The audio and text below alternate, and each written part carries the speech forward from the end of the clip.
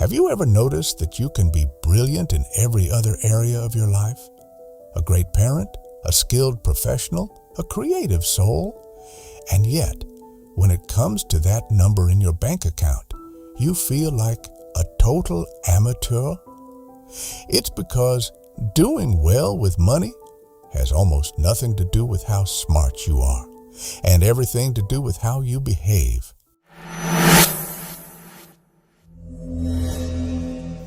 Today, we're tearing down the blueprint of your financial psychology. We've been told that money is a math problem, but it's actually a biological and emotional one. Most of our struggles aren't born from a lack of knowledge. They are driven by money scripts, unconscious beliefs we inherited before we could even tie our own shoes. Here is the first uncomfortable truth. Your relationship with money was likely cemented by the time you were 6 years old. A study of Finnish kindergartners found that at just 6, children were already judging people's character based on the quality of their homes, assuming those in shabby houses were mean and lazy. These early financial flashpoints create what psychologists call money disorders. Some of us become money avoiders, literally afraid to open a bank statement because our reptilian brain sees a bill as a predator. Others fall into money worship, chasing a higher net worth because we've tied our self-worth to it, only to realize the goalpost for happiness keeps moving every time we get close. This leads us to the hedonic treadmill. We think the next raise or the newer car will finally make us feel secure, but we eventually adapt to the new normal. We end up like William Budd Post III, who won $16 million in the lottery only to end up bankrupt and alone 5 years later. Why? Because he had the money, but he didn't have the psychology to keep.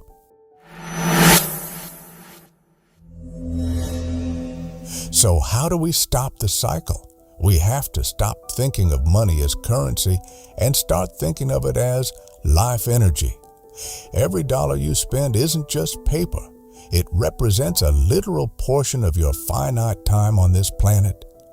When you calculate your hourly life energy rate, you have to subtract the cost of your commute, your work clothes, and even the stress relief drinks you buy after a long day.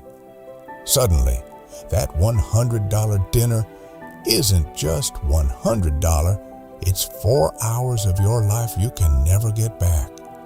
Once you see this, you can apply 3 golden rules of behavioral wealth. First, define enough. Modern capitalism is a machine designed to generate envy. If you don't define your own enough, social comparison will define it for you, and you will never be happy. Second, reasonable. Over-rational. Don't try to be a robot with your budget. A rational investment plan that makes you lose sleep at night is a bad plan because you'll eventually panic and quit.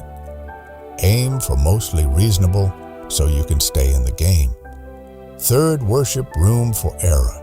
The most important part of any plan is planning for the plan not to go according to plan.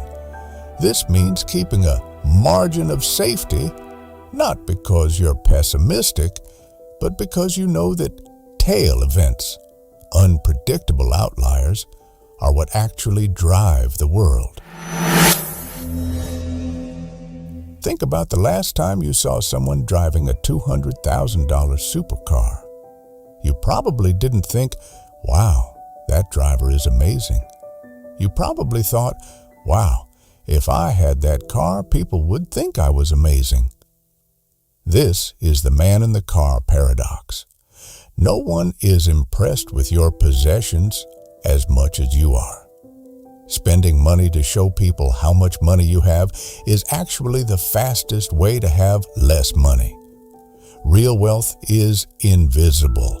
It's the options you didn't take, the stuff you didn't buy, and the freedom to wake up and say, I can do whatever I want today.